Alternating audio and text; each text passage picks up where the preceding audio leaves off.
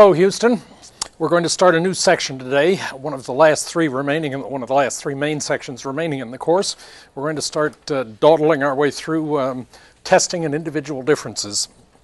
The rate hopefully will slow down a little bit relative to what we've been on the last couple of tapes, trying to cover everything we needed to for getting through the second exam. Today what we're going to do is to pick up with the development of testing itself as a feature, as a fixture of psychology. And it has a fairly short but interesting history. The original person we talked about way back at the beginning of the semester in developmental psychology, and you'll remember I mentioned at the time that we were going to come back and revisit Plato a little bit later. The reason was that Plato was the first to develop a true test of individual differences. And what he did, if you remember, was to develop a schema for society which suggested that basically there are three different classes of people. The one is essentially the artisan working class, people like you and me who produce and then consume most of the material goods of society. Secondly, there is the warrior class, the athlete/warrior class. And thirdly, the ruling class, the philosopher kings. And if you remember, what I talked about briefly at the time was that Plato actually developed a test for those who wanted to be warriors, that is, who wanted to represent and defend the kingdom, be part of the military. And he actually laid out the things that he thought such people ought to be capable of doing. And what he did in so doing was to essentially establish a test. That is, the military could in fact have adopted that, and simply said, okay, if you can do these things, then relative to Plato's idea, you can become a member of the military. It also meant then that you could practice to achieve, you could educate yourself to achieve mastery of the task that he represented.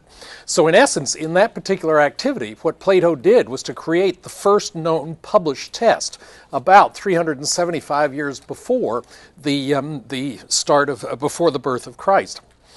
The more recent activity after Plato then was the work of Alfred Binet, who published in 1905 with Simon, and we'll talk about this a little bit later, the first widely published and widely used test of what came to be known as intelligence, and his was the work that led to the development of the intelligence quotient and so forth. So in essence, we're gonna talk about that and how that evolved during today's lecture.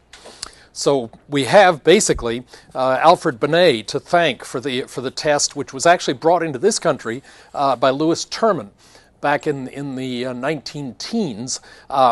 Standardized on American children and then utilized for years as the Stanford-Binet Intelligence Scale, the SBIS as it's often abbreviated. And that test only in about the last 5 years, by around the middle of the 1990s, began to slip off in favor. But for years and years, the Stanford-Binet was the standard test of intelligence. And we're going to look at the development of it, because in seeing how it developed, you'll understand a lot of the history of test making, basically. So one of the first things we want to answer then is an obvious question: what is a test? Well, the answer is very simple. It's a systematic procedure for comparing the activities of you, me, against either against one another or against a norm sample of people generally. Many years ago, when I was an undergraduate at the University of Rochester and about to graduate, I was faced with going into graduate school, which I knew is what I wanted to do, I should say, but I didn't quite know how I was going to fund myself. I didn't understand things like teaching assistantships and so forth. So I was out interviewing in dorms around the country, dorm systems, assuming that wherever I went to graduate school, I was going to end up being in the dorm system and supporting myself as a residence hall advisor. I went over to Cornell, which was 100 miles away, and the director of dorms, or whoever he was, his dormness, sat two of us down on opposite corners of his desk. We were both aspiring to be dorm residential counselors. He would ask me a question, and I would blow it. He would then ask the same question to the other person, and he would give a perfectly elegant answer. And then he would ask that person a question, and he would tend to fumble it, and then turn and ask me. And I would give a reasonably well-reasoned, developed answer. And basically it was an A, B, B, A, B, B, A interview for an hour between the two of us. I did not get the job. Cornell is a lousy school. And in general, what you were seeing there was the very most basic example of test comparison. It was one person against another for a single job. Now that's we'll talk a little later about stress interview tests, which is essentially what that was and what it does and what it doesn't accomplish. But in any case, that's kind of the most basic form of testing that you can get yourself into, is essentially you against one other person. In most instances, however, you and I are being compared against the vast majority of people, the entire normal distribution of skills that may be tapped at any given time. Now, there are 5 things that a good test requires, and we're going to spend at least a little time looking at each of these, basically. And so, in essence, what we will do is to start by first noting the fact that a good test is going to require standardization, and that standardization here comes out of the word compare in the test. That is, when we start trying to compare your performance against anybody else, there are 2 ways in which we need to standardize the test material. One is in terms of the procedures that are used. As you know, in the tests that we give in the exam in this course, the exams that we give in this course, you are given essentially an unlimited amount of time. I mean, pragmatically, there is some time limit, but factually, when you're being asked to answer 45 questions in an hour, that's not a time rush. Theoretically, we should be able to ask you 1 multiple choice question every 45 seconds. So nominally, I should be able to give you about a 70-item test in an hour, 75 even, and expect that you'd be able to finish it. We'll talk about what kind of a test that is a little bit later, but in essence, the procedure by which we utilize by which we administer the test is standardized. That is, everybody gets the same test, you're all scored against the same key, you each have the same amount of time to solve it within limits, and you're tested under the same conditions of individual closed book assessment. Those are all procedures of standardization or I should say, that is standardization of procedure that is involved there. You also, however, have to standardize, in addition, the test results themselves. And one of the most common things that is utilized to do that is the normal distribution. I told you way back in Methods and Data that we would come back and visit that, and here's the day when we're going to do so. Now, I'm not going to spend a lot of time on this because we worked with it way back in the Methods and Data section at some length. But let me just point out to you several things about the normal distribution, kind of remind you of the features of the normal distribution itself. One of those features is the fact that it can be divided into subsets of standard deviations. That is, you can take whatever set of scores you've distributed along the x-axis and divide it into standard deviations. Let me remind you that the z-score, which is the first line below the graph there, is essentially simply counting how many standard deviations above or below the mean you are in whatever set of data you are part of. Okay? We can, as you will remember, also then convert that into percentile ranks. And the figures that are just above the x-axis there indicate the percentage of the total data in a normal distribution that falls within 0 to 1 standard deviation removed from the mean, and so forth, all the way out. So in fact, we can then convert that into percentile ranks. So what we know, for instance, is that if you're 1 standard deviation below the mean, you're at the 16th percentile. If you're 1 standard deviation above the mean, you're 68 percentage points above that, or you're at the 84th percentile. That comes from the fact that we noted that 68% of the data normally will fall within 1 standard deviation plus or minus of the mean itself. But let's go a little further and show you what can actually be done with this curve. And one of the reasons that psychologists and statisticians have such faith in the normal distribution. One thing that happens is that when we convert your score into a standard score, we can actually convert from any test to any other test the results for which are normally distributed, as long as those tests are tapping the same thing. To give you an example, the bottom set of data is what's referred to as the deviation IQ. It's one of the ways in which IQ tests can be measured. Actually, the Wechsler scale of the Wechsler Adult Intelligence Scale, which we'll talk about in the next lecture. But on average, if you have an absolutely average IQ, your IQ is 100. Okay? If you are the standard deviation on that test is 15. On the Stanford-Binet, it's 16, which is trivially different for most practical purposes. But if your IQ is, say, 2 standard deviations above the mean, then we know that your IQ is 130.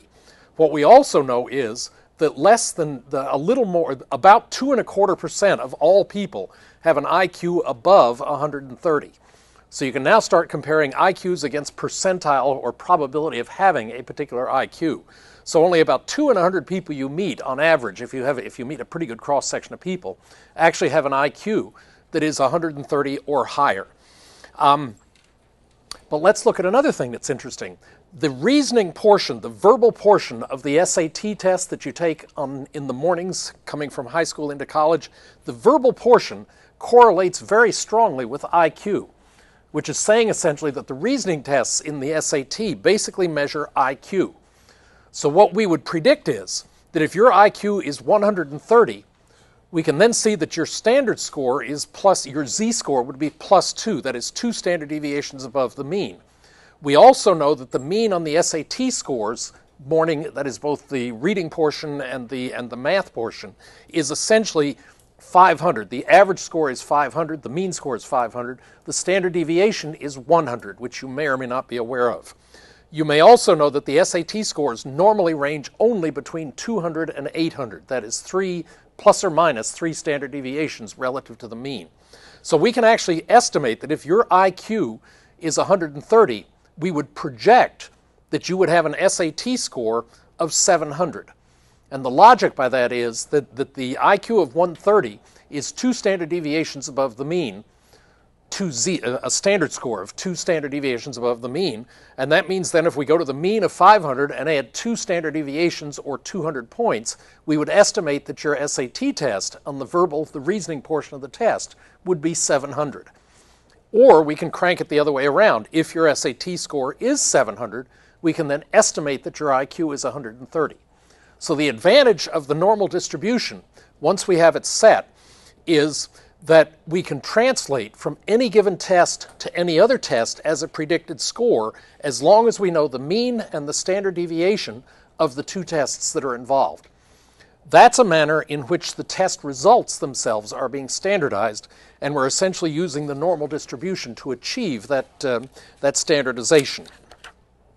Now, in addition to standardization, a second thing that we are concerned about is that we have what is called an objective test. In general, we are going to look at 2 different types of tests. One is what are called objective tests. Theoretically, at least, the tests that you get in this psychology course are objective.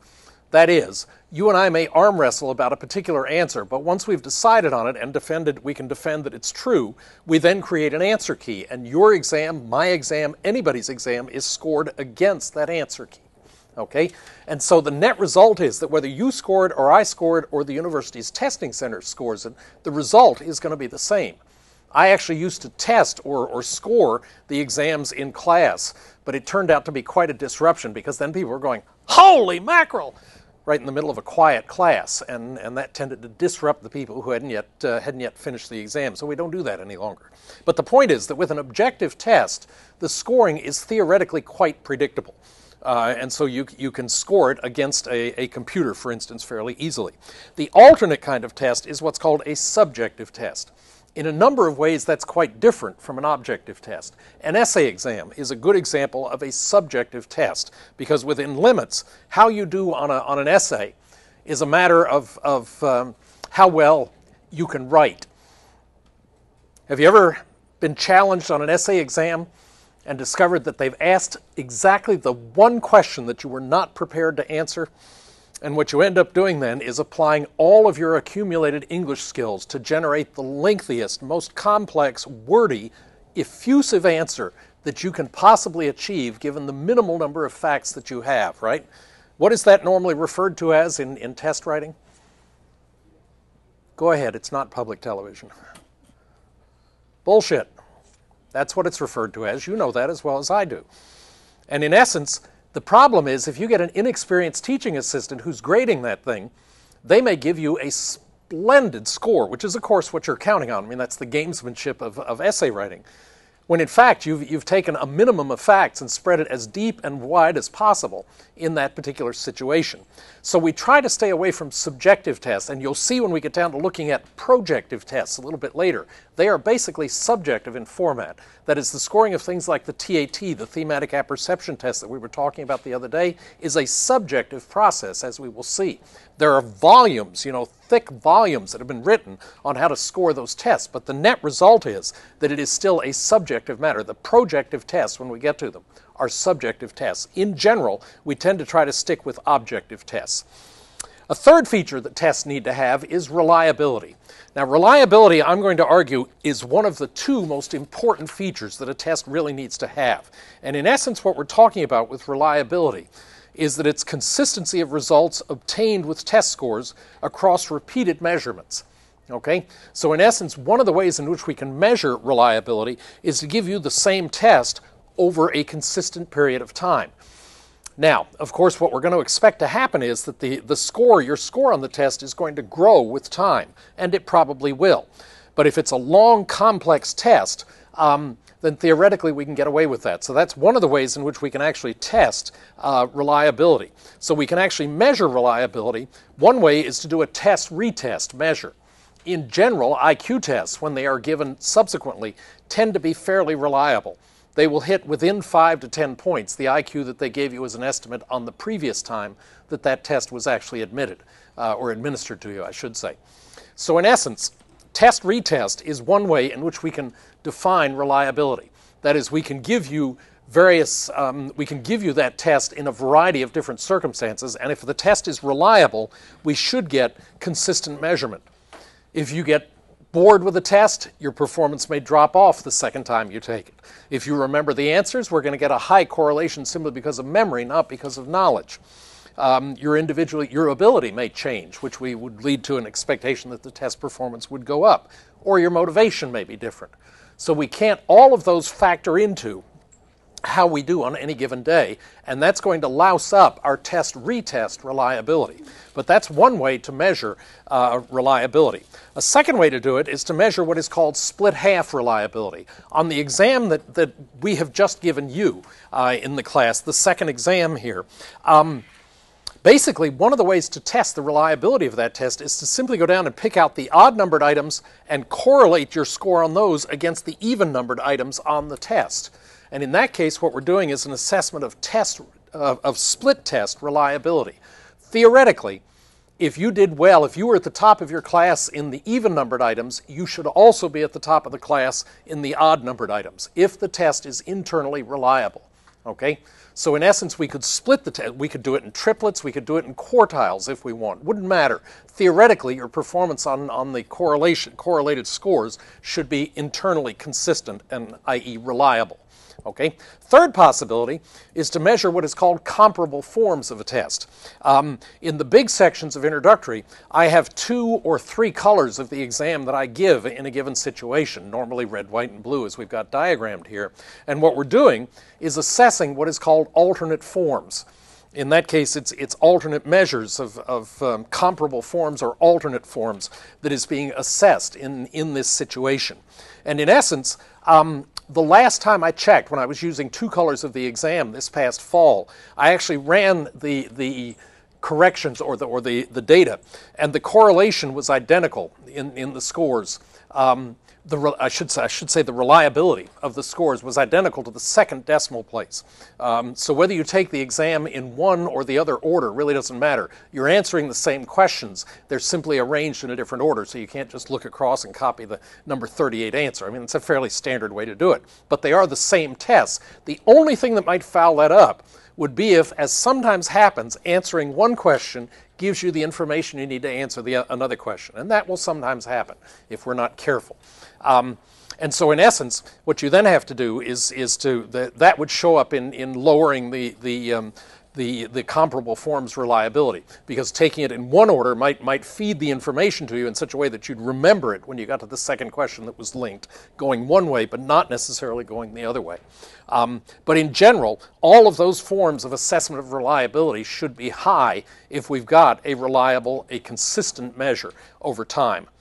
The other, I'm going to argue, of the 5 most important features, the other most important of the 5 important features, I'm going to argue is validity. Okay? Validity is measuring a very different feature. In this case, what we're assessing with validity is the predictive significance of a test relative to some form of independent criterion. In other words, what that's basically saying in many, many words is that a test ought to measure what it sets out to measure. Okay? If I had walked in here and given you a test in, how many of you here speak Swedish? Okay, so if we'd walked in and given you the second exam in Swedish, or Turkish, which I'll bet most of you also don't speak, if we'd given it to you in Turkish, you would have scored right at or very close to chance level. Okay? And in fact, I could have established that I had a reliable test, because if I came in again today and gave you that second exam in Turkish again, I'd even give you the same exam and you'd still score very close to a chance grade. Okay? Everyone would flunk. So I've got a good, reliable measure. Every time I give you this test, you flunk. You clearly don't know the information in Turkish. But you would clearly be complaining to my chair, to the dean, to the provost, and if none of them was sympathetic, to the president, okay, and with justification. What you would be arguing about there is the validity of the test.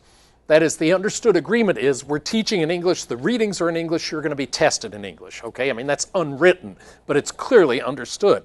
And in essence, what would be, the problem with testing you in any other language would be that we're not really accurately assessing what it is that we're trying to tap, and that is your knowledge of psychology.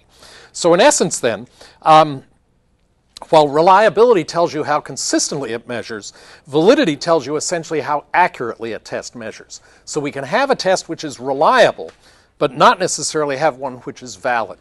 Okay? So you really need to have both in order to have a good test. For instance now, in terms of the way in which we can measure the validity of a test, there are a couple of different measures we can talk about. One is predictive validity. You may or may not be aware of the fact that when the admissions office here at the university gives you a series of tests and requests things like your high school grade point ratio and so forth, they actually analyze that data several times after you're initially enrolled here. If they get real itchy, what they may do is take the first semester grades of the entering freshman class and do a correlation at that point. But ultimately, the entry criteria that we use is really intended simply to predict whether you're going to graduate from the University of Houston, assuming that you remain enrolled. And we will make a secondary effort to try and guess your GPA. And if the measures that you supply, whether it's the SAT test, your high school grade point ratios, and so forth, if those don't correlate against the fact that this is somebody who earned at least a 2.0 in college, we won't admit you. Okay? Interestingly enough, as an aside, the single most accurate predictor of success in college at the University of Houston is the natural sciences and math grades in the core high school curriculum. That is, if we simply tally your physics, chemistry, biology, and earth science and geography grades and math and factor those into one equation, that is the best single predictor. In the years I was on the admissions committee, that was the best single predictor we had of the likelihood that you would succeed here. Higher grade on that, more likelihood of getting a high GPA. Another thing that is not widely known is the fact that the SAT test does not predict graduation from college. What it does predict is success in the first year, and that's all. It is only targeted at making sure that you can get yourself launched correctly. Okay, so the SAT is not the be-all and end-all of college careers. Certainly it helps to do well on that test, but it's not predicting success in college as a whole. It's only predicting your first year success. So in any case, when they go back 6 years later and look to see how well the predictive criteria projected where your GPA would be, what they're measuring then is predictive validity. Okay, does the test accurately pinpoint where you're going to be when we rank order the students 6 years from now relative to your freshman class? But if they get real itchy, they may go in and do it, as I started to say earlier, at the end of first semester. Now what they're doing is measuring what's called concurrent validity. In other words, the test says you're going to be here. Well, where are you at the end of first semester? Are you in the criterion here? Are you way up near the top? Or are you much further down than we had projected? That's a measure of what's called concurrent validity. Okay? Another possibility that can also be assessed is what's called construct validity. In construct validity, what we're really talking about there, and I'm not going to get into that in any detail, is essentially relative to what we're actually trying to measure, does it measure, for instance, intelligence? Intelligence is ultimately a construct, as we're going to talk about it later. And when we look at intelligence tests, one of the things we're interested in is having what is called construct validity. That is, that it accurately tap your intelligence. There's another one that I'll also throw in, and that is content validity. Here in psychology, if I had given you the test in Turkish, it would be the content validity that you would be primarily challenging if you went to the dean's office, okay? He's not testing us the way we were taught, okay? He's testing us on knowledge of Turkish or Swedish or something else. That's a challenge based on content validity. There's another kind of validity that is interesting and widely misunderstood, and that's what's called face validity. Does a test look like it's testing what it is actually testing? Is the question that we're really asking in this particular situation. Give you an example of face validity in terms of what it actually is. Face validity basically is answering the following kind of a question, or I'll illustrate face validity with this. How do you like your carrots? Raw or cooked?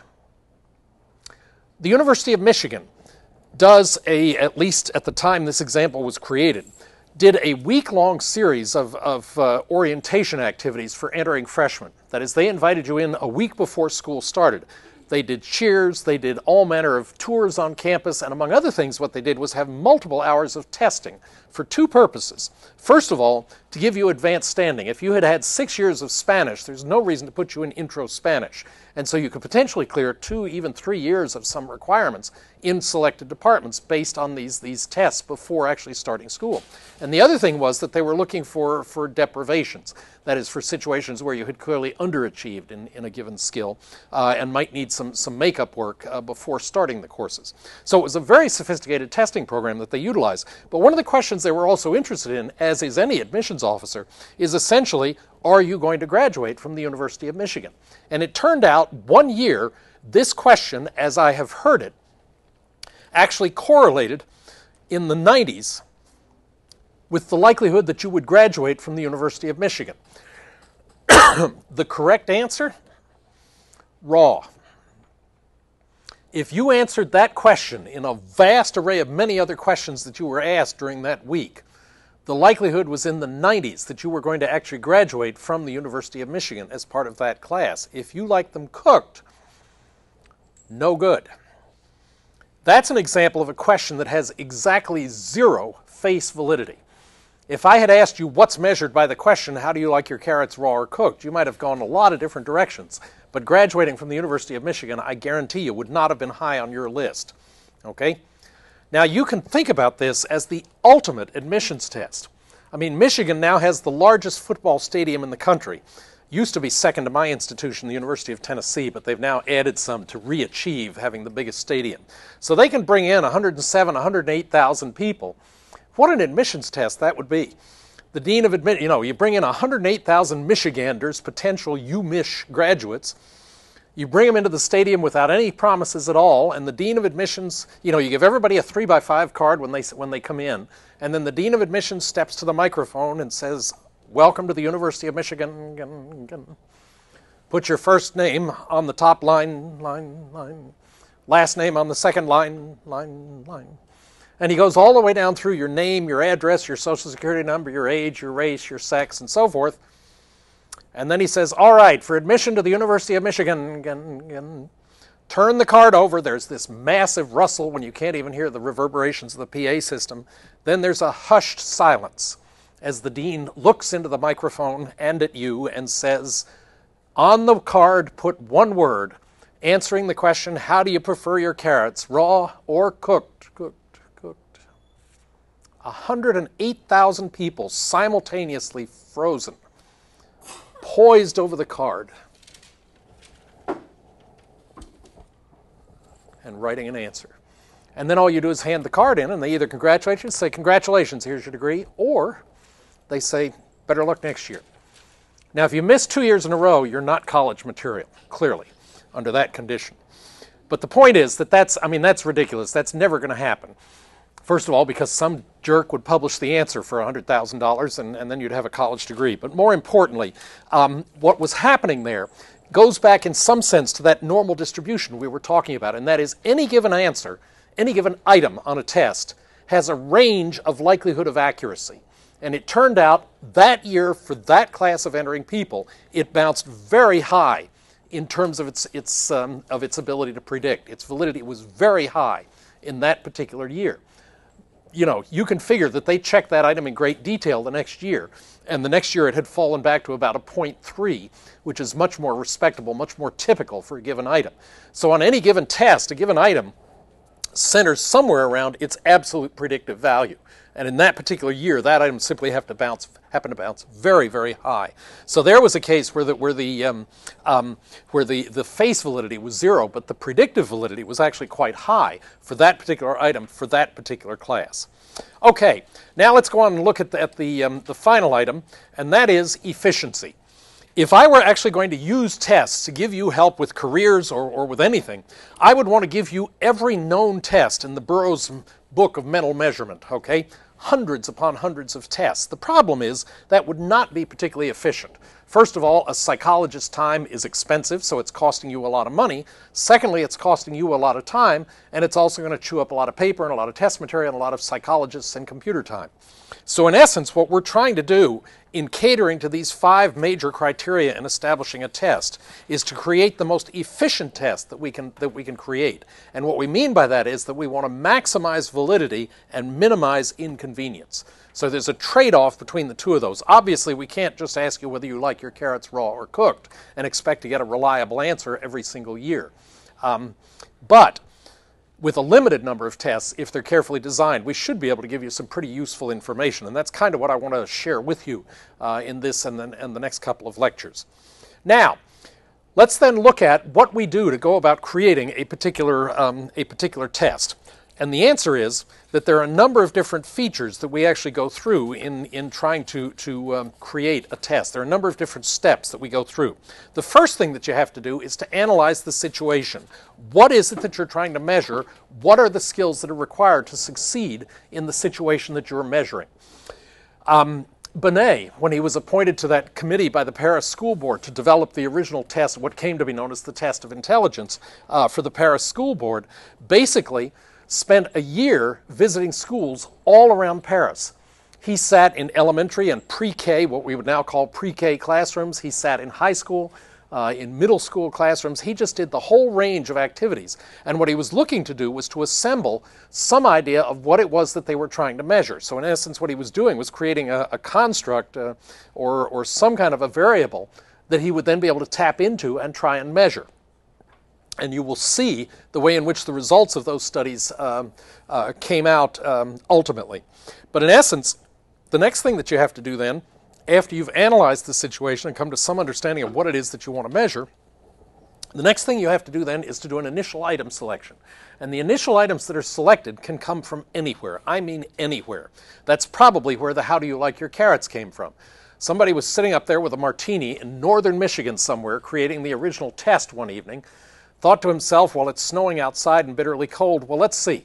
People who eat carrots supposedly have better vision. We have large lecture halls at UMich, so if they eat carrots, their vision's likely a little better, so that even if they're in the back row of the halls, they're likely to see the board a little better. Maybe that correlates with IQ, with performance in Michigan. Let's add that question. So literally, if there's any logical tie, that is, if the behavior required by the items is within the response capability of the organism, if the items are interesting so that you don't cost yourself motivational points in doing this, and if the items don't favor or disfavor any particular group, let's throw it in and have a look at it. Okay? Now, when we look at a given item, what we're going to look at is the percentage of people who pass a given item. So when we do an initial test, when we do a pilot test, what we're basically going to do is to look at the percentage of people who actually pass a given item. That's one of the keys. We throw out the items where everybody gets them wrong, okay, because it doesn't give us any information. We also throw out the ones that everybody gets right, because it also doesn't give us any information. It just indicates we can ask a question that's easy enough so everybody knows the answer. Neither of those is useful. And what we're going to do, for reasons that I'll develop here a little bit later, is we're going to measure the efficacy of these items when we're developing an IQ test, for instance, in terms of chronological age. Now, if we get a performance curve like this on an IQ item, how much discrimination can we do with this kind of an item? If we had an item where every single person, regardless of age, the odds were 55%, 55 and 100, they were going to answer it correctly. So the average performance for every group is about 55%. How much discrimination do we have on an item like that? None. basically. That is a non-discriminating item, okay? That's not the item you want. What about an item like this? Will that discriminate? If we have an IQ test item, will that actually discriminate effectively? Yes. And the answer is yes. If you had an item like that, that is a psychologist's flight path to utopia. Okay? That is a fantastic item. Such items don't exist. But if you had a perfect test item, that's what its performance data would look like. What that item is telling us is when you get to be 8 years, 7 months, 3 weeks, and 2 days old, from that point on, you slap your head and say, I know that. And from that point on, if you're ever asked that particular question, you always know the answer. Now, that's a perfect discriminator. It doesn't exist, but that's what a perfect discriminator would actually look like. Instead, what we typically get is an item that looks something like this. Okay? That's a pretty typical performance curve for a good discriminating item on an IQ test or the SAT. This is the kind of thing that they're looking for. Okay? Arbitrarily, it is the case that what is established is 60%. What we're looking for is an item that will be passed by 60% of the people. And the difficulty level of that item, then, is the age level at which the item is passed. So for this particular item, this would be a good item for the 8th grade, for the 8-year-old test, a test of 8-year-olds. Okay? This one would be a good item for 12-year-olds. And this one would be a good item for a test that's tapping 16-year-olds.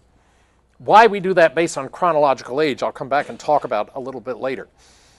But in essence, that's an assessment of the discriminating value of the item. And I'll come back and show you a little bit later how we use that data. But this is the kind of data we're going to plot for each and every item that we select initially. And then what we do is to actually conduct the pilot test. We're going to administer that test. If I was trying to develop an admissions test at the University of Michigan, the first group that I would test it on would be a 50-50 sample of Michigan graduates and non-Michigan graduates, okay, in order to see whether I could actually discriminate them given my test. So we pilot test initially, and what we're doing there basically is trying to standardize, first of all, the procedures and also the scoring. All right, so we give the pilot test in order to standardize the procedures and the scoring for the test. We're not going to be analyzing results, but we are going to be standardizing the scoring that we use. And we normally use a small number of subjects in a pilot test. Okay, pilot essentially means small test. Then we administer to a large representative sample. Now we're going to go to our hundreds. Okay? Now we may start getting into retest comparisons, split half or comparable forms comparisons. We can try to assess the predictive validity by administering it to subjects who succeeded in the area that we're trying to tap and measure, and so forth. So that in essence, with the large sample test, now we start fine-tuning, and then eventually we have to make a final item selection. Using the data I was showing you earlier, we then have to make a final item selection in terms of what we're actually going to do. And so that's the way in which the final item selection itself is ultimately conducted. Now, once you've created the perfect test, that's not enough. What you also have to do is to evaluate, and maybe what I should really say there is re-evaluate the final test over and over and over again.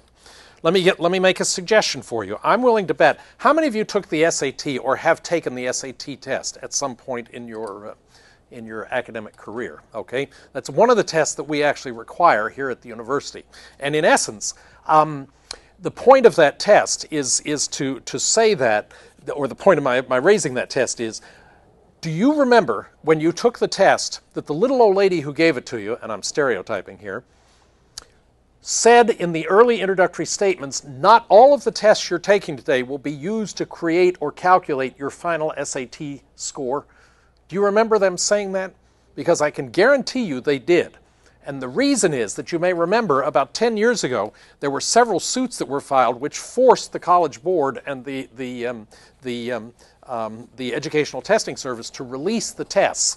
The concern was that they weren't conducting enough tests of reliability and validity and so forth. Well, it turned out they were.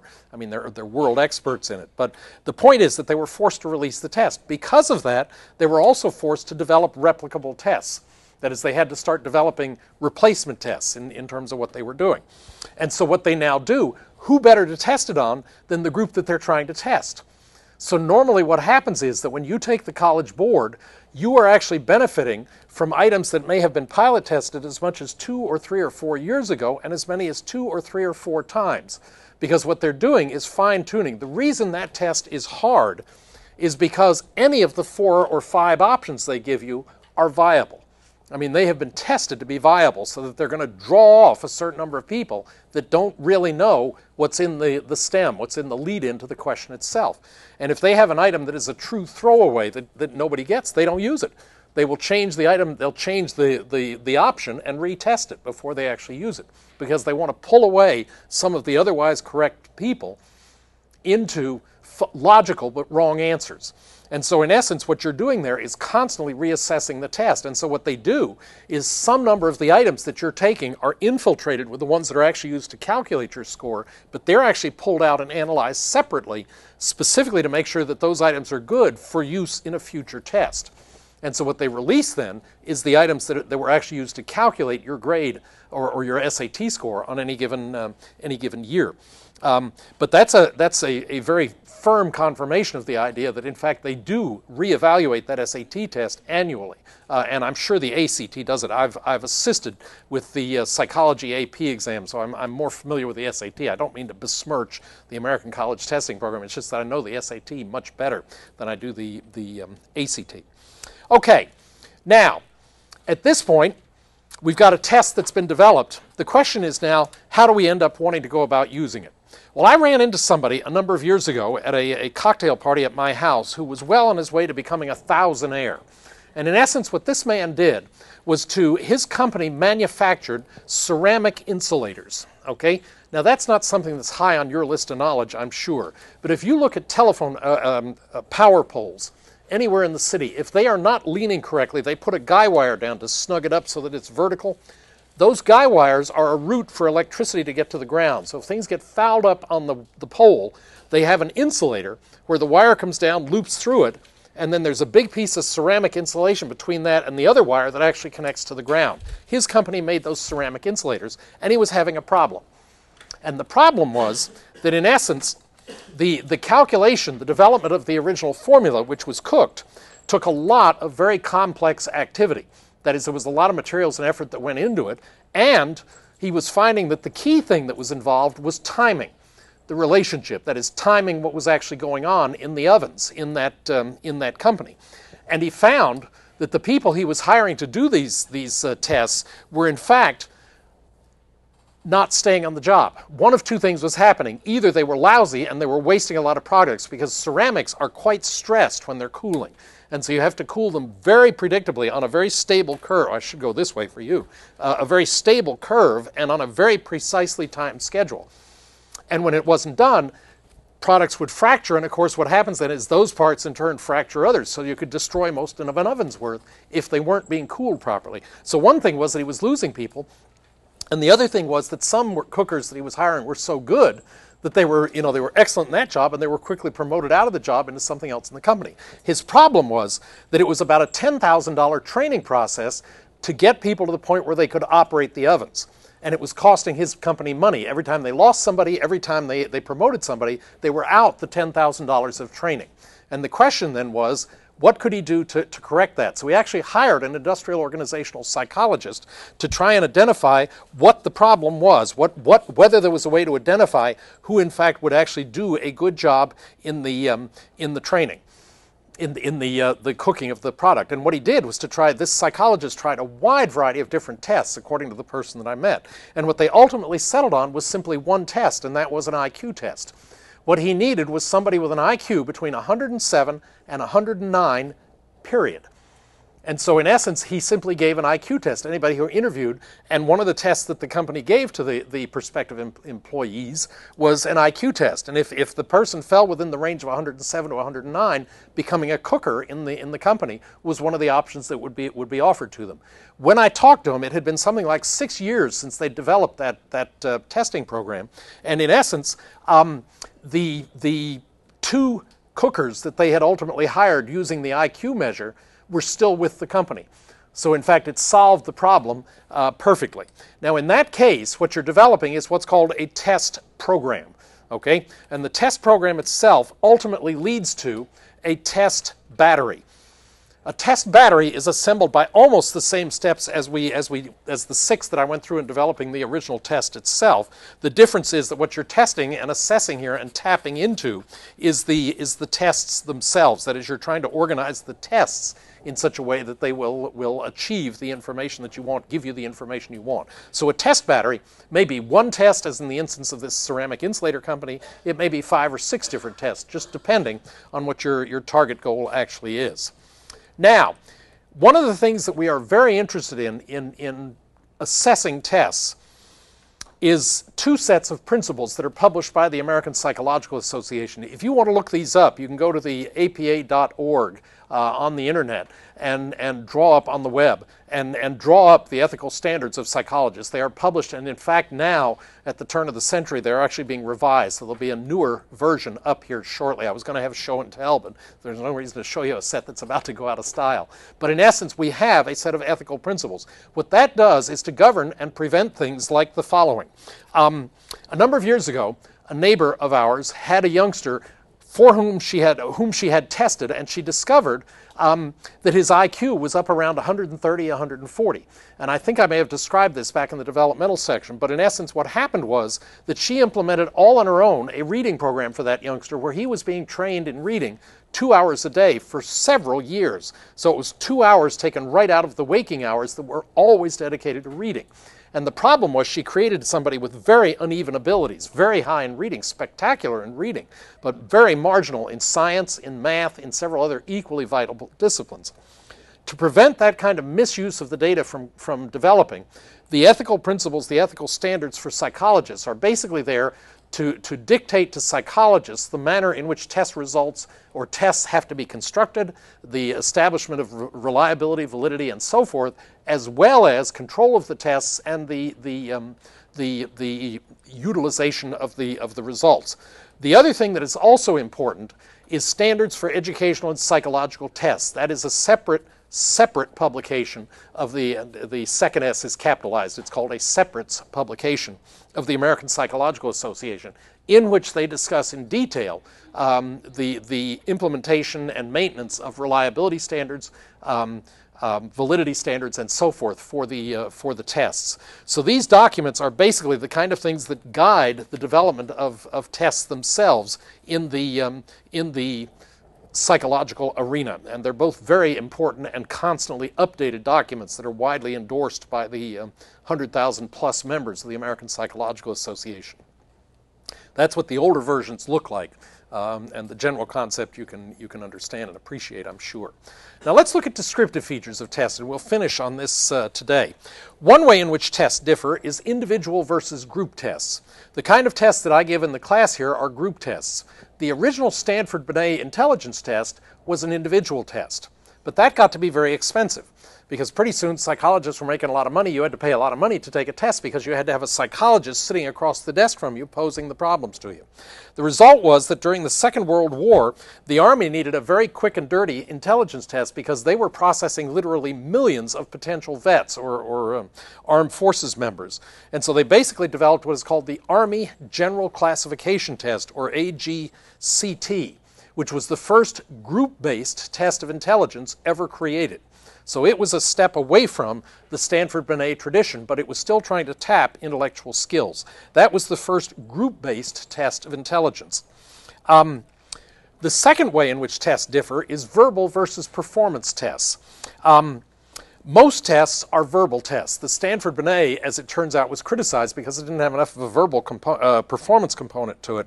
The Army used only verbal tests during the First World War. They developed what was called the Army Alpha Test in the First World War. By the Second World War, it had become appreciated that you needed to actually measure people's performance rather than just their academic skills, because some people are very good with their hands, not so good with abstract processes. Net result was that during the Second World War, the Army developed the Army Beta Test, which is basically the first widely utilized performance-based test of intelligence. When they wanted a mechanic, they would alter a car which was running perfectly, perhaps by pulling the central distributor wire, and then in the native language of that person, whoever, simply say, your goal is to make the car run correctly. It has a problem, identify the problem, and fix it. That's an example of a targeted performance-based test. We'll pick up our discussion next time.